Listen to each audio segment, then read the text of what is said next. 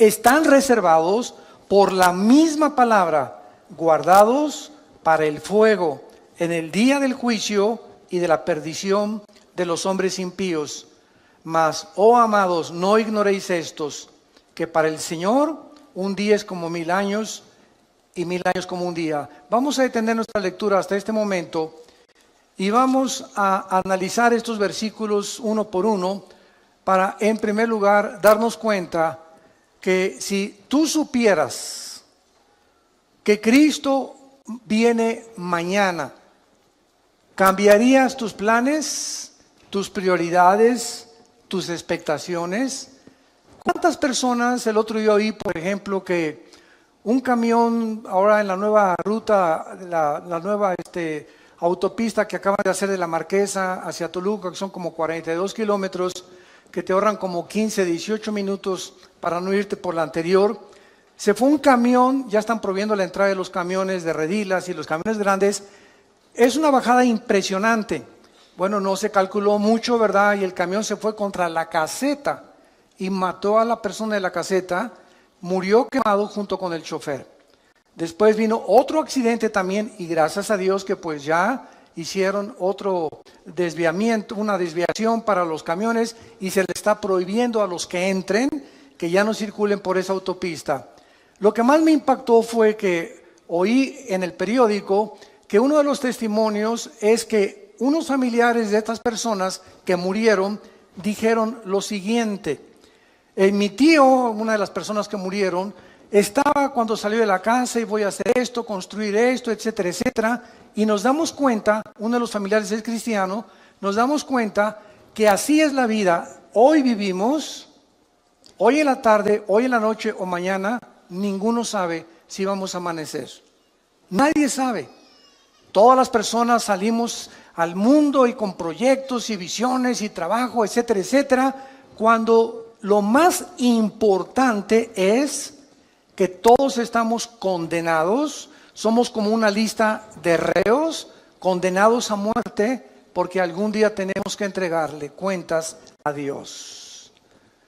Entonces, si tenemos esta conciencia de que hoy puede ser el último día en que Dios tal vez te esté hablando y tal vez Dios te está dando la oportunidad de comenzar a cambiar ya tu trayecto y el camino que tú llevas, estoy seguro que cambiarías el rumbo de tu vida. Si respondes que sí, entonces eso quiere decir que necesitas hacer algunos ajustes ya en tu vida, no creyendo que tienes todavía un mes de vida, ni una semana, ni todavía, no me faltan todavía 10, 15 años, no me importa que tengas 20, 25 años de edad, 30, 35 años, la muerte toca las puertas a los niños recién nacidos, como al que llega a los 113 años del último señor judío que acaba de morir de 113 años. Así que la muerte es para todos los seres humanos, para todas las edades, en el momento en el que menos lo pensamos. Si tú respondes que sí, ¿verdad? Entonces la Biblia tiene muchas exhortaciones para que nosotros vivamos a la luz de la eternidad, a la luz de cada día levantarme, Señor, yo no sé si es mi último día, encomiendo mi familia a ti, Señor, te encomiendo mi vida, guíame Espíritu Santo, muéstrame las decisiones que tengo que tomar, que las decisiones que tengan no tengan consecuencias para el mal, sino para el bien, que cada decisión que yo tome en este día sea para tu gloria, Señor.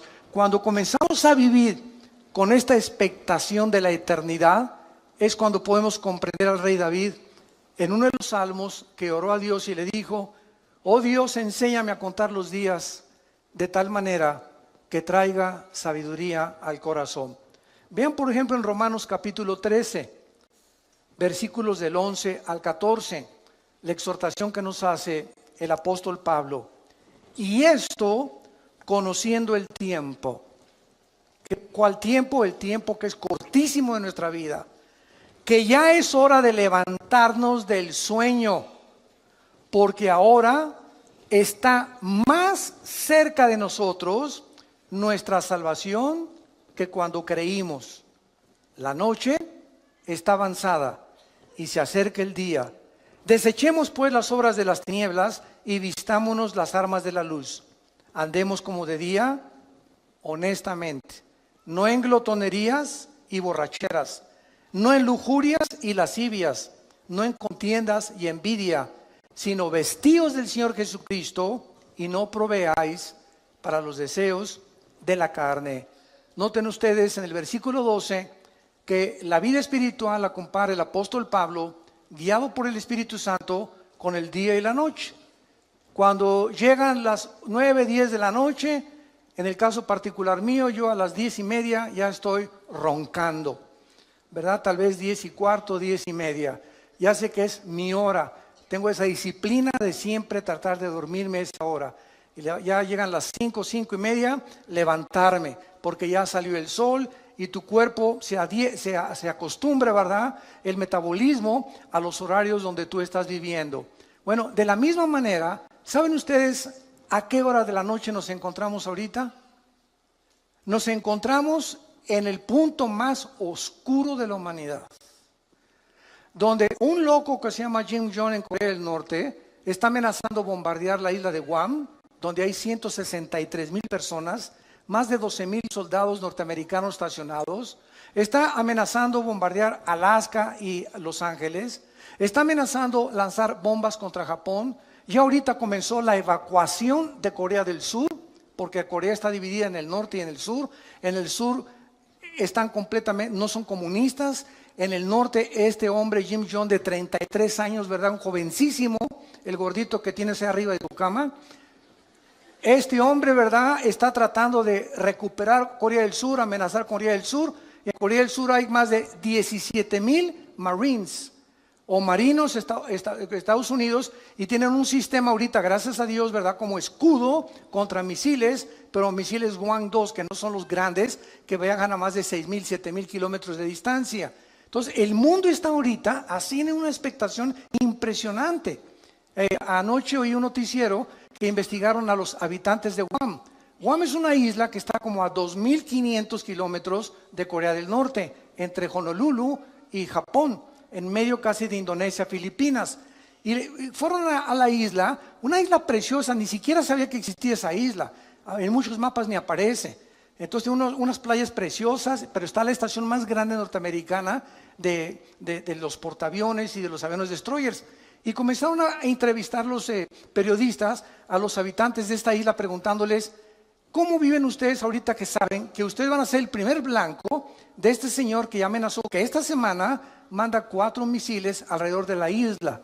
Y simplemente la pura radiación de esos misiles, aunque no tengan todavía cabezas nucleares, es peligrosísimo para los habitantes. Y el 80% de los habitantes contestaron: es que todos nos levantamos en esta isla sabiendo que es nuestro último día. No esperamos amanecer. Y si amanece, le damos gracias a Dios. Sabemos que en cualquier momento ya estamos, ahora sí que ya con esta amenaza desde hace muchos años, desde los abuelos de este señor Kim Jong, que siempre amenazó destruir esa isla por odio a los americanos. Entonces, cuando dijeron esto, me llamó la atención, porque es la forma como un cristiano debe de vivir. Todos sabemos que al levantarnos tal vez sea el último día. ¿Sabes tú acaso si mañana amaneces? ¿Sabes tú un accidente en la carretera, una bala perdida, un asalto, un secuestro, una enfermedad? Que vais al hospital mañana: doctor, me siento de maravilla. Discúlpeme, don Pancho, pero los rayos X dicen que usted tiene cáncer y hay una metástasis que se le ha cundido por todo el cuerpo. Oiga, pero yo me siento bien. Usted se siente maravilla. Los rayos X no fallan. Usted tiene cáncer y tiene 3 meses de vida. Y así, de la noche a la mañana, te cambia el panorama de tu vida. Estoy seguro que cuando alguien recibe estas noticias, cambia completamente su manera de vivir. Se enfoca ya en otras cosas, se da cuenta que realmente tenemos que vivir, porque muchos de ustedes no están conscientes de eso. Aunque sabemos que vamos a morir, casi nadie vive bajo la luz de la eternidad. Mientras observamos estos acontecimientos actuales, estamos al borde de una guerra internacional. Nos han bombardeado con correos: oiga, es la tercera guerra mundial. ¿Qué pasa si Corea del Norte cumple sus amenazas? Trump va a contestar estas amenazas. Si contesta esas amenazas, ¿Cuáles son las consecuencias que habría de muertos en Corea del Norte? Porque inmediatamente Corea del Norte bombardearía Corea del Sur. Por lo menos en Corea del Sur, el primer día habría 100,000 muertos. El primer día que este hombre con su artillería, no con misiles, con la pura artillería contestara, si Estados Unidos atacara, morirían más de 100,000 personas. Ahora, hace 3 días, el presidente de China, Xi, le mandó un recado a Trump y le dijo lo siguiente: nosotros no te apoyamos si tú inicias el ataque a Corea del Norte. Si Corea del Norte inicia el ataque y ellos atacan a Estados Unidos, nosotros vamos a permanecer neutrales y no nos vamos a meter en el conflicto. Pero si Estados Unidos ataca primero y lanza el primer misil contra Corea del Norte o para destruir sus sitios nucleares, China dijo, entonces nosotros tendríamos que intervenir porque le llamaríamos una agresión de acuerdo a las leyes internacionales de la justicia en La Haya, en Holanda. Entonces, vivimos un mundo tan incierto donde sabemos que ahora no son juguetes las armas que tienen los países.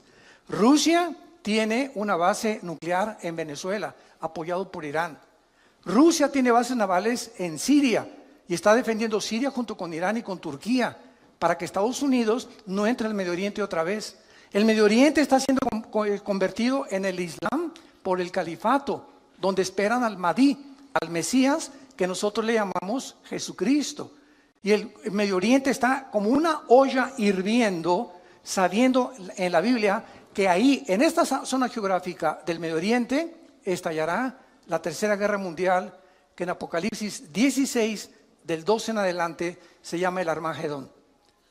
Entonces, santos de Dios, si estalla ahorita una guerra con Corea o con lo que sea, no es la Tercera Guerra Mundial. Faltan 3 guerras.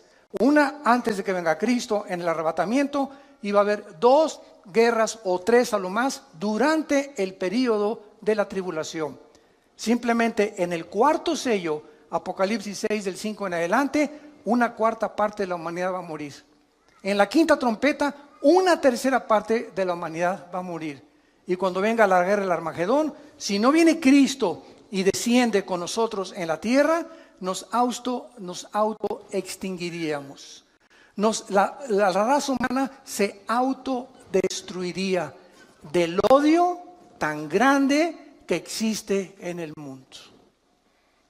Ahorita, en los últimos, escuchen esto, 100 años, en una ciudad llamada Charlottesville, en Nueva Jersey, antier, se levantaron después de 100 años un grupo de nacionalistas blancos que son los que forman el famoso Ku Klux Klan, con los neonazis y con símbolos de la suástica nazi. En esta ciudad se levantaron para levantarse en armas y clamar que se necesita una reforma de los blancos, que los blancos deben de volver a gobernar Estados Unidos. Es el racismo en su último grado. En los últimos 100 años, esto no se había visto en Estados Unidos. Había habido pequeños brotes, ¿verdad? Siempre blancos contra negros, contra mexicanos, pero ya este movimiento que se levantó ahí en Nueva Jersey, en Charlottesville, hace 3 o 4 días, es algo, ¿verdad?, terrible, que nos habla la condición y la temperatura en que se encuentra el mundo donde tú y yo estamos viviendo. No cabe duda, vivimos en los últimos tiempos. Iglesia, despiértate, porque los cascos del Apocalipsis ya se oyen en el cielo. El tiempo se nos acabó. Muy bien, vamos pues a ver de qué manera nuestra esperanza en el regreso de Cristo debe afectar nuestra manera de vivir. Regresemos a nuestro pasaje de 2 de Pedro, capítulo 3, y vayamos estudiando cada versículo. En primer lugar, aquí encontramos 3 líneas de pensamiento en el pasaje que acabamos de leer, 3 líneas de pensamiento a la luz de la realidad. Número 1, se nos exhorta en primer lugar cómo vivir en los últimos tiempos, vivir a la luz de las promesas de Dios. Esta es la primera cosa que se nos aconseja, particularmente relacionadas las promesas con el futuro. Veamos lo que dice el versículo 1. Amados, Esta es la segunda carta que les escribo, y en ambas despierto con exhortación, despierto vuestro limpio entendimiento, para que recuerden, para que tengan memoria de las palabras que antes han sido hechas por los santos profetas. O sea, tenemos que recordar, en primer lugar, viviendo en esta última generación, recordar las promesas que en el Antiguo Testamento se hicieron respecto al futuro que tú y yo actualmente estamos viviendo. Esto se refiere a todos los eventos futuros que se profetizaron en el Antiguo Testamento, como viene la gran tribulación, la segunda venida, la apostasía de la iglesia que ya estamos viviendo. Nunca la iglesia cristiana había sido bombardeada con tantas herejías, con tantas barbaridades que se están predicando y que se están enseñando en los últimos 30, 40 años. Es impresionante la cantidad de miles, ustedes no lo saben, miles de cristianos en Sudamérica y en Europa que dicen: no encontramos una iglesia con sana doctrina. Y están reuniéndose en sus casas, nos piden nuestros videos, nuestras enseñanzas a través de los CDs, etcétera, etcétera. Tenemos más de 3,725 reuniones en casas en Sudamérica que se están alimentando con el curso que tenemos de ITI, el Instituto Teológico Internacional que dirige mi hermano Alejandro, y se están alimentando de eso 1 hora diaria, y están juntándose en su casa porque no encuentran una iglesia de sana doctrina. Es impresionante. En una que les piden bolsas para vomitar, en otras que la cachetada del Espíritu Santo, el chicle del Espíritu Santo, la caída del Espíritu Santo, etcétera, etcétera, que si no hablas en lengua no tienes al Espíritu Santo. Bueno, es increíble a lo que la iglesia ha llegado. Y millones de cristianos, por no tener una vocación para estudiar la Biblia sistemáticamente por libros, etcétera, etcétera, caen en la trampa y se comen y son engañados con todo lo que oyen. Nunca corroboran si lo que les enseñan es lo que enseña la palabra de Dios. Tengan memoria que esto va a venir, no nos asustemos, como me dicen muchos pastores. Acabo de estar en Guatemala el último fin de semana, se celebró el 67 aniversario de Radio Cultural en Guatemala, en la ciudad, que es la estación de radio más prestigiosa en los últimos 100 años. Y esta radiodifusora celebró el 67 aniversario, me invitaron a compartir la palabra, y el sábado se unieron casi más de 1,700 pastores de diferentes naciones, de la ciudad de Guatemala, etcétera, etcétera. Y el domingo nos reunimos en el Parque Industrial y asistieron 18,000 personas. Entonces vemos nosotros que es una efervescencia de hambre de la palabra de Dios. Y cantidad de pastores me decían en Guatemala: hermano, es que necesitamos la sana doctrina, necesitamos regresar a las enseñanzas de la Biblia, a las enseñanzas que Cristo nos enseñó. Y yo el consejo que les daba es el siguiente: no se desilusionen, no se asusten. ¿Saben por qué? Porque Cristo nos los dijo: cuando estas cosas sucedan, recuerden que yo se las dije antes. Entonces esto tiene que suceder. No nos desilusionemos, al contrario, tiene que suceder, y si sucede es porque la Biblia es la palabra de Dios. Al contrario, esforcémonos, seamos valientes, echemos mano de la vida eterna, no perdamos la esperanza a la cual todos hemos sido llamados, estemos firmes y constantes en la fe, sabiendo que nuestro trabajo no es en vano. Entonces no es tiempo de ser cobardes, no es tiempo de ya me voy, tú una bola de hipócritas, esto no es cierto. Estos son los perdedores, los que quieren ponerse hasta atrás del ejército y no quieren ocupar las primeras líneas de comandantes y generales del ejército de Dios. Es muy fácil irte hasta atrás y decir: ya no peleo, ya me quedo en la casa, esto no es cierto, qué fácil es eso. Y dicen Apocalipsis 21:8, los cobardes encabezan la lista de los que van al lago de fuego. Los cobardes, no los adúlteros, no los homosexuales, no las lesbianas, no los secuestradores. Los cobardes son los primeros que dice Cristo que va a juzgar. Muy bien, Entonces, todas estas profecías ya se han cumplido. Y la exhortación es que mantengamos estas promesas en nuestra mente, porque las vamos a necesitar. Dice el versículo 3, sabiendo primero esto. O sea, ¿por qué necesitamos recordar estas promesas? Porque en los postreros días, que es la época que estamos viviendo, que actual es la Biblia, vendrán burladores, andando en sus propias concupiscencias y diciendo, ¿dónde está la promesa del Hijo de Dios? Siempre ha habido guerras, siempre ha habido terremotos, siempre ha habido maldad, siempre ha habido pecado, bla, bla, bla, bla, bla, bla, bla, bla. Y así tenemos ahorita un mundo impresionante. Tú te metes, por ejemplo, a una conferencia bíblica, profética, y ve los comentarios. Hay buenos y hay negativos. Son puras mentiras. Esto es pura hipocresía. Y siempre hay estas cosas. Todas estas personas que mandan estos comentarios se les llama burladores. Y ahora es muy importante esto, porque eso nos explica por qué necesitamos aferrarnos a estas promesas. Un burlador, escuchen esto, no es lo mismo de una persona que tiene dudas. Porque los que dudan honestamente están abiertos a las evidencias. Pero el burlador es la persona que ni siquiera quiere oír las evidencias ni hacer caso de las evidencias o las pruebas que la Biblia ofrece para demostrarte que estás equivocado. El burlador se dedica a burlarse, a criticar, a despreciar y atacar las cosas de Dios.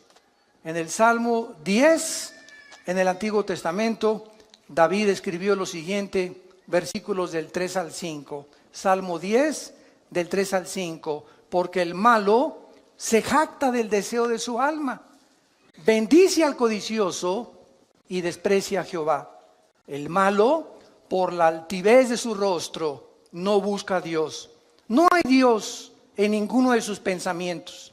Sus caminos son torcidos en todo tiempo. Tus juicios los tiene muy lejos de vista. A todos sus adversarios desprecia.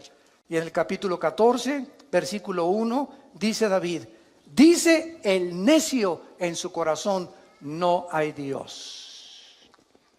Lo más lejos que el hombre pueda llegar es reconocer que Dios tenía razón.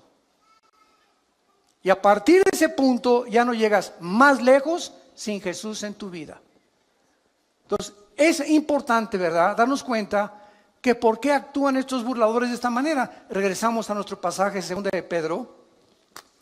Y dice el versículo 3, ¿por qué estos burladores que abundan en la televisión, en las telenovelas, en los programas y en las entrevistas del radio, en el cine, en las películas? ¿Saben ustedes, santos de Dios, por qué esta gente actúa de esa manera?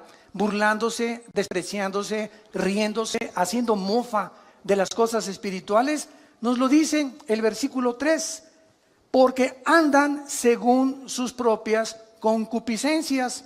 En otras palabras, son personas que no quieren que Dios se meta a sus vidas. Son personas que no quieren que haya nadie en el universo que les ponga 10 mandamientos para vivir. Son personas que no les importa ni tampoco les conviene tener un Dios a quien someterse. Ellos quieren andar. La palabra concupiscencia, apúntalo, significa pasiones sin control o deseos desordenados. No tengo ningún freno moral, me acuesto con el que sea, puede ser hombre, puede ser mujer, mujer con mujer, hombre con hombre, o puedo tener amante, puedo tener esposa, o me puedo acostar con mi novio o con mi novia. Son personas que no tienen frenos, están como caballos desbocados en la vida, hacen lo que, como caballos bien alimentados, relinchan tras las mujeres que no son su esposa. ¿Y saben ustedes por qué? Lo dice aquí en 2 de Pedro, capítulo 2, versículos del 10, que describe este tipo de personas. Y mayormente aquellos que, siguiendo la carne, andan en concupiscencia, o sea, en pasiones sin control, e inmundicia, y desprecian el señorío, Atrevidos y contumaces, no temen decir mal de las potestades superiores. Versículo 12, pero estos, hablando mal de cosas que no entienden, como animales irracionales, nacidos para presa y destrucción, perecerán en su propia perdición, recibiendo el galardón de su injusticia, ya que tienen por delicia el gozar deleites cada día. Estos son inmundicias y manchas, quienes aún mientras comen con ustedes, se recrean en sus errores. Tienen los ojos llenos de adulterio, no se sacian de pecar, seducen a las almas inconstantes, tienen el corazón habituado a la codicia y son hijos de maldición. Por eso se burlan de ti. Por eso te critican que eres cristiano. Por eso se mofan de la Biblia en los periódicos, en los libros, en las películas, en las telenovelas, etcétera, etcétera, etcétera. Porque detrás de estas personas se encuentra el 99% de las veces una vida de inmoralidad. Odian la luz, odian la santidad, odian a Jesús, aman las tinieblas. En el Evangelio de Juan capítulo 3 dice, y esta es la condenación, que la luz vino al mundo y los hombres amaron más las tinieblas que la luz. ¿Por qué? Porque sus obras eran malas. Porque todo aquel que aborrece la luz no viene a la luz. ¿Por qué? Porque la luz te muestra cómo eres. Y cuando nos ilumina el Espíritu Santo, nos damos cuenta que bárbaro, soy un basurero. Estamos podridos en maldad. Y cuando reconocemos esa maldad y esa podredumbre con la cual nacimos, el pecado original, es cuando, Dios mío, ten misericordia de mí. Y hay una cruz en la gracia de Dios a la cual nos podemos acercar y ser lavados con la sangre del Hijo de Dios. Muy bien, estos burladores también toman posiciones pseudocientíficas. Miren lo que dice el versículo 4. Y dicen, ¿dónde está la promesa de su advenimiento? O sea, de que va a venir. Porque desde el día que los padres durmieron, todo permanece igual. Esta explicación, ¿verdad?, no cuadra con lo que la Biblia dice. Si estas personas realmente necesitan evidencias de la actividad de Dios en la historia, es bien fácil. La misma historia, señores historiadores que nos visitan, sociólogos que nos visitan, científicos y catedráticos y doctorados y licenciados que nos escuchan, la Biblia nos muestra que la historia misma demuestra la existencia de Dios. ¿De qué forma? Ven a la Biblia y encontrarás que Dios puso simplemente un botón de muestra, el libro de Daniel.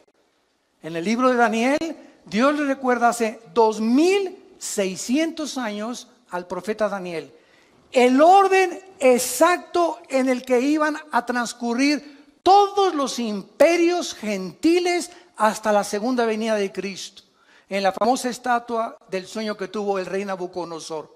Y Dios le dice a Daniel, la cabeza de oro es Babilonia, tal como Daniel lo comprobó porque él vivió bajo el imperio del rey Nabucodonosor. Y le dice Dios, después de Babilonia vendrá otro imperio que, de acuerdo a la historia, ¿quién fue? Los medos y los persas, que hicieron una alianza. Y le dice Dios, y el pecho, el vientre de bronce, vendrá otro imperio. De acuerdo a la historia, ¿quién fue? Grecia, con Alejandro el Magno, con sus conquistas relámpago, que a los 33 años se murió en lo que es ahorita Irak, que en la Biblia se le llama Babilonia. Y después le dice Dios, vendrá otro imperio, que fue el imperio romano. Y qué interesante. Ahí se detiene la profecía y dice la Biblia que del imperio romano hasta la segunda venida de Cristo no habría otro imperio hasta que el anticristo unificara 5 naciones del oriente y 5 de Europa para formar la confederación política de los últimos tiempos. ¡Qué increíble! ¿Quieres más evidencias de veras?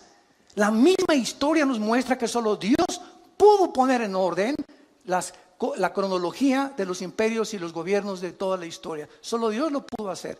Y así hay más de 133 profecías demostrando que se profetizó que Cristo iba a nacer en Belén, que Cristo iba a ser traicionado por 30 monedas de plata, que Cristo lo iban a traicionar sus propios discípulos y amigos, que Cristo iba a morir crucificado. Simplemente cuando Jesús abría sus manos, se cumplían en ese instante 33 profecías del Antiguo Testamento.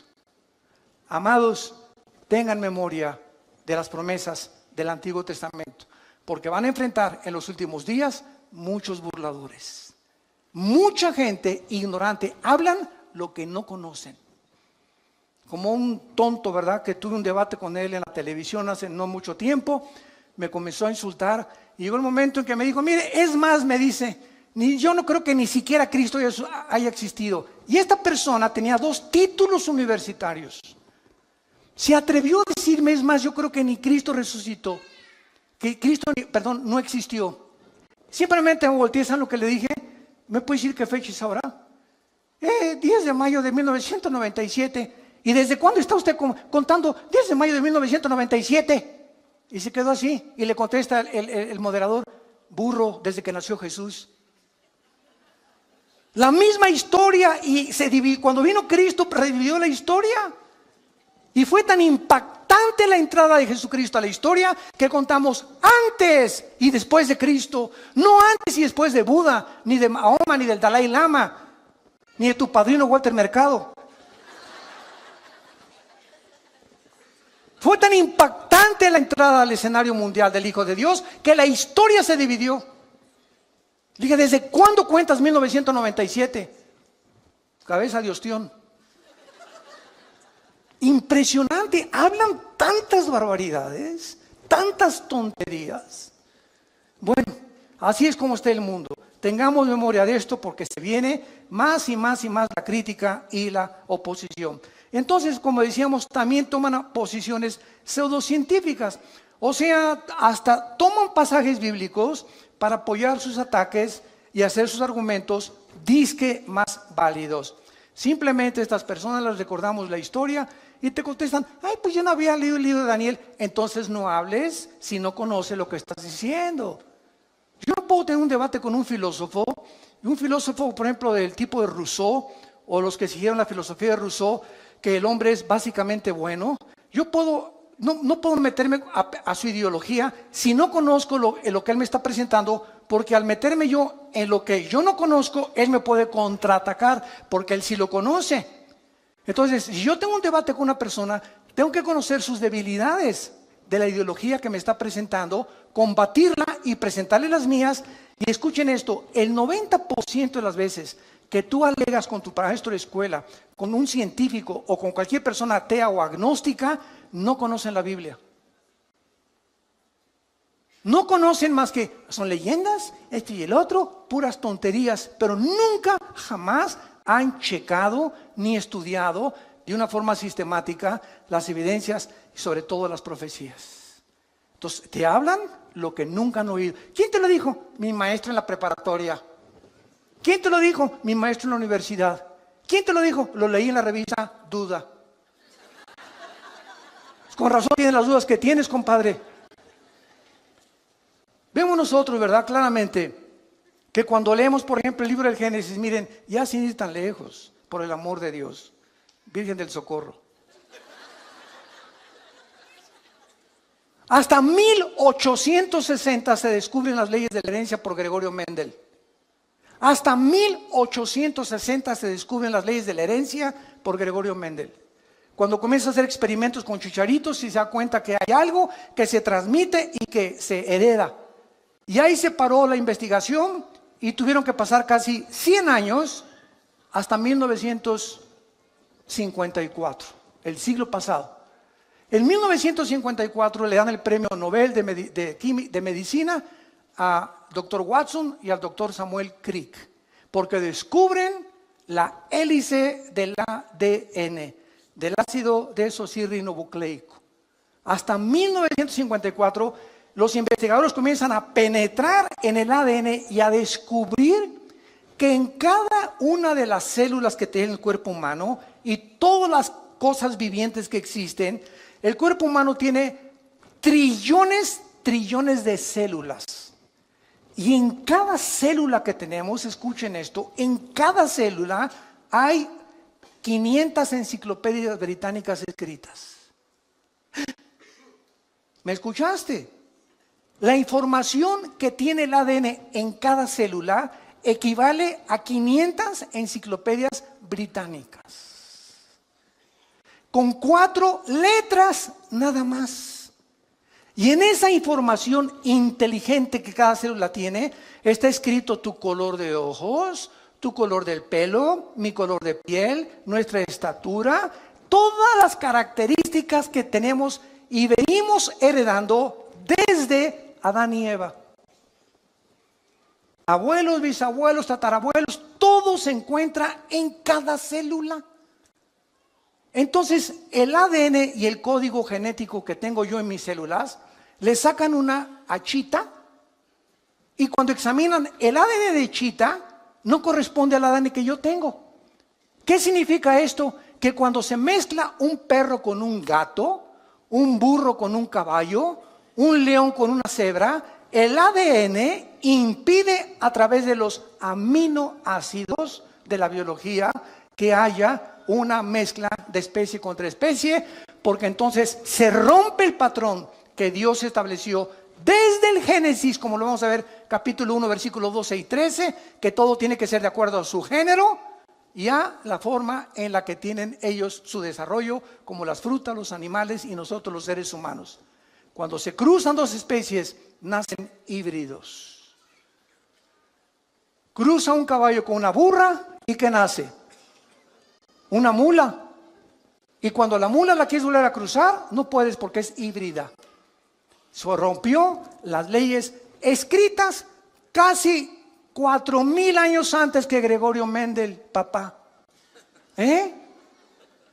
Miles de años antes que los científicos descubrieran que la sangre es la que produce el cuerpo humano y que la vida está en la sangre, y cuando se descubre la circulación de la sangre, la Biblia lo decía 3000 años antes.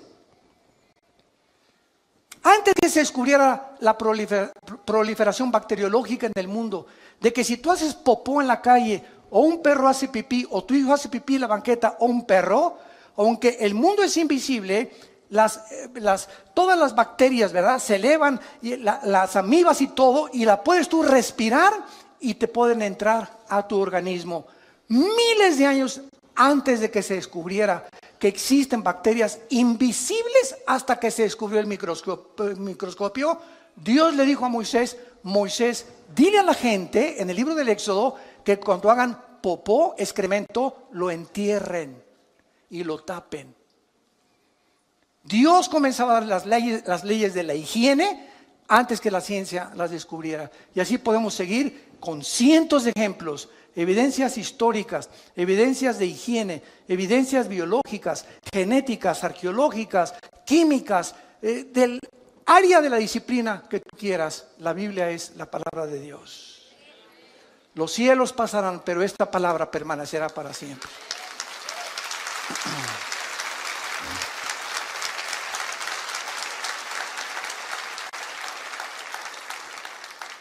Ahora, vemos también, ¿verdad?, que es importante el tiempo de Dios.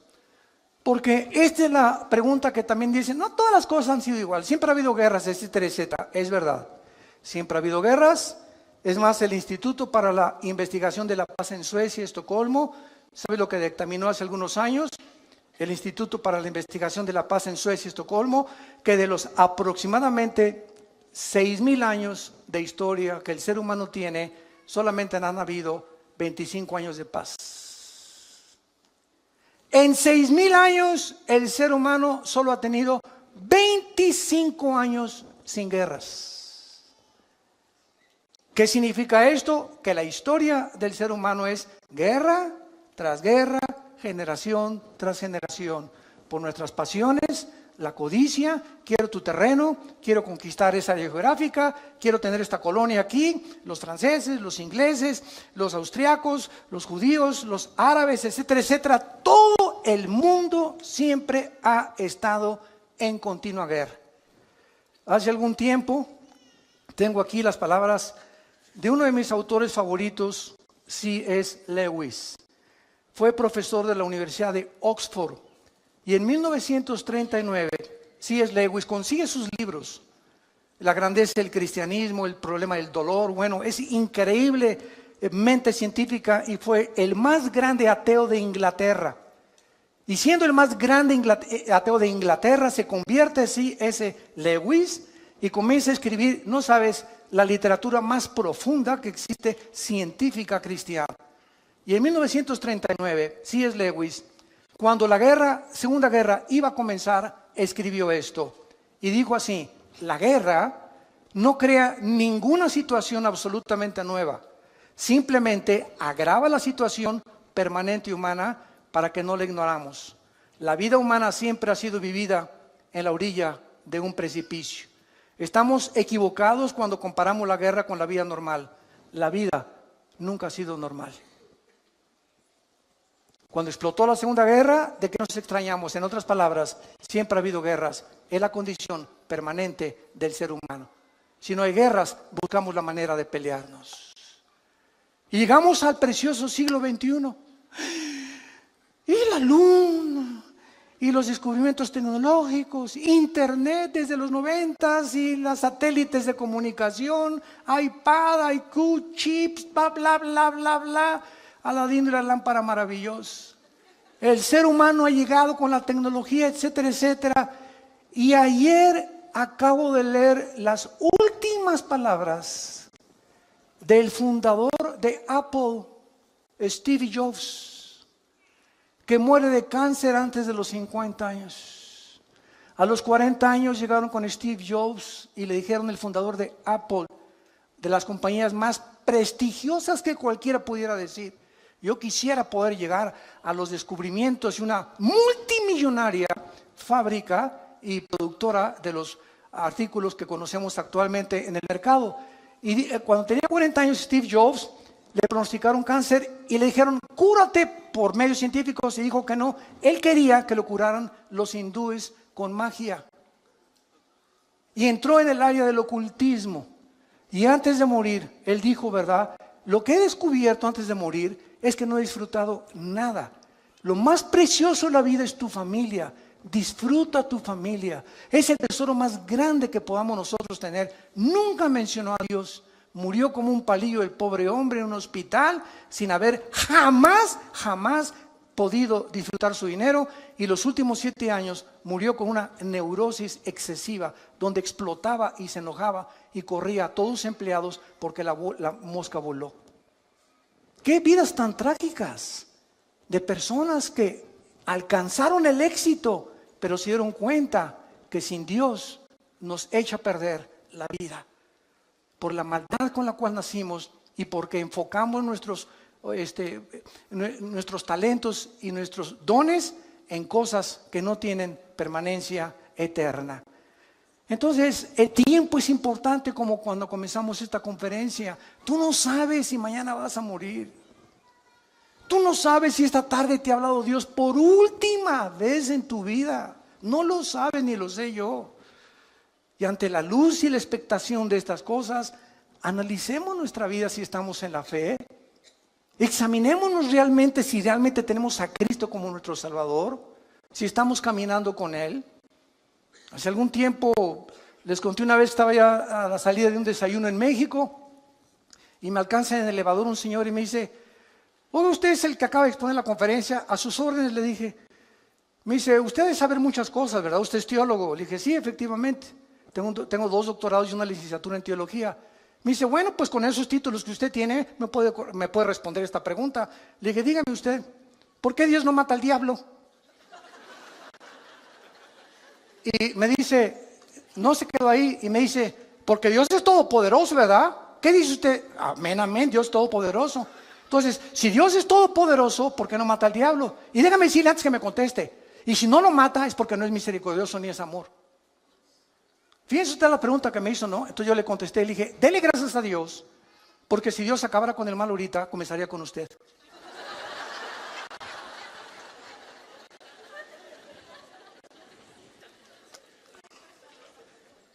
Segunda de Pedro, capítulo 2, lo acabamos de leer, versículo 9. El Señor no retarda su promesa, según algunos la tienen por tardanza. ¿Y por qué Dios no acaba ya con esto y con aquello? ¿Sabes por qué? Porque Dios es paciente para con todos, esperando que tú te arrepientas. Dale gracias a Dios que los juicios de Dios no han comenzado en la forma que se viene sobre el mundo, porque Dios es paciente con tu vida. Te va a seguir hablando a través de tu esposa, a través de tu esposo, a través de tus hijos, a través de tus amigos en tu trabajo, a través de las conferencias en YouTube, en internet, en las iglesias cristianas. Dios nunca deja de hablar, porque es paciente con tu vida. Pero llega un momento el que tú has decidido no creer. Y tienes la luz y tienes las evidencias, pero no te conviene. No es que no creas por falta de evidencias, como dijo Carlos Sagan, el último ateo del siglo XX, astrofísico. Es que si tuviera más evidencias para creer en Dios, hubiera creído en Dios. Pero detrás de la vida de este hombre, ¿verdad?, no había las características que él deseaba, porque no le convenía entregarse a Dios. Y esa es la tragedia humana, que la luz vino al mundo y los hombres amaron más las tinieblas que la luz. Ahora, en cuestión del tiempo, ¿verdad?, Dios no percibe el tiempo como todos nosotros. ¿Por qué no acaba ya Dios con todo? Porque el tiempo de Dios no es como tú lo piensas. Les voy a hacer una historia interesante relacionada con esto, que tiene algo de humor. Un hombre llegó al cielo y le preguntó a Pedro: Pedro, en el cielo, ¿cuánto es un minuto? Y le contestó Pedro: un minuto es 1.000.000 de minutos aquí arriba. Esto es interesante, le dice el hombre, y le volvió a preguntar: oye Pedro, ¿y un peso? ¿Cuánto es en el cielo? Y dijo: no, en el cielo un peso es más de $1.000.000. Y entonces este hombre se quedó pensando y le dijo: oye, ¿me puedes prestar un peso? Y le contestó Pedro: sí, claro que sí, dame un minuto. Qué burro, ¿verdad?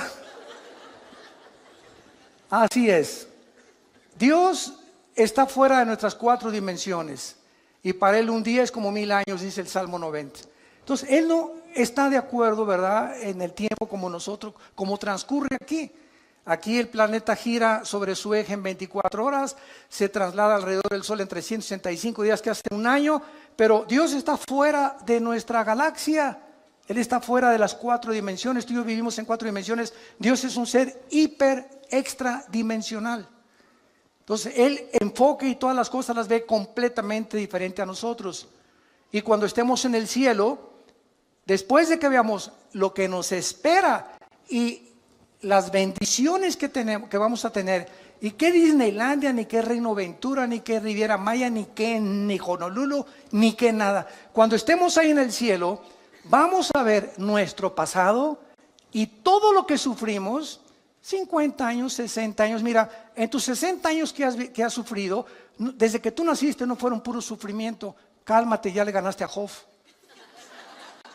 Entonces la vida no es todo sufrimiento. Tenemos épocas, ¿verdad?, de sufrimiento y de tristeza, y valles y montañas, porque así es la vida humana. Pero cuando estemos en el cielo y veamos esas épocas y meses o años que sufrimos, no se van a comparar y van a parecer como solamente una mala noche en un hotel de 5ª categoría que pasamos, comparado con nos espera en la eternidad. Y diremos ahí: valió la pena vivir para Cristo. Y ahí voltaremos hacia atrás y diríamos: ¿de eso nos estábamos quejando? ¿Teníamos tanta prisa cuando la eternidad nos está esperando, con las bendiciones infinitas que Dios tiene para todos aquellos que le han entregado su corazón? Es por eso que nosotros debemos vivir a la luz de la eternidad. Dice el versículo 9: el Señor no retarda su promesa, sino que es paciente.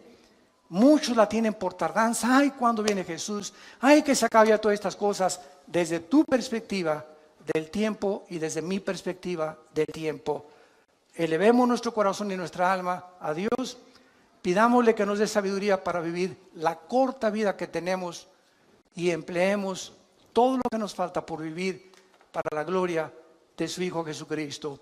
Señor, te damos gracias.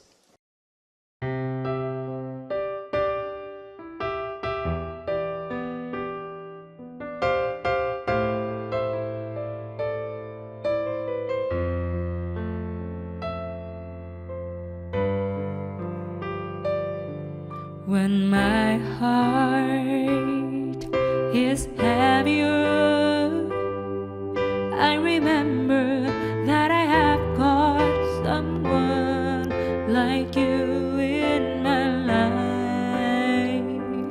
A single day is nothing without you. I hope that my sunshine always be with me.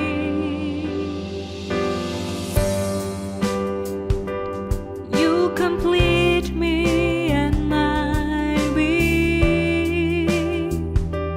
Your smile cultivates my heart.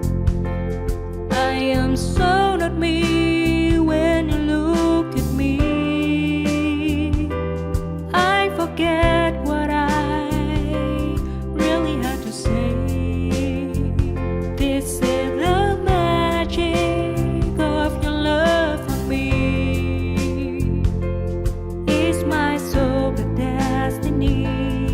that I am miracle of my dreams.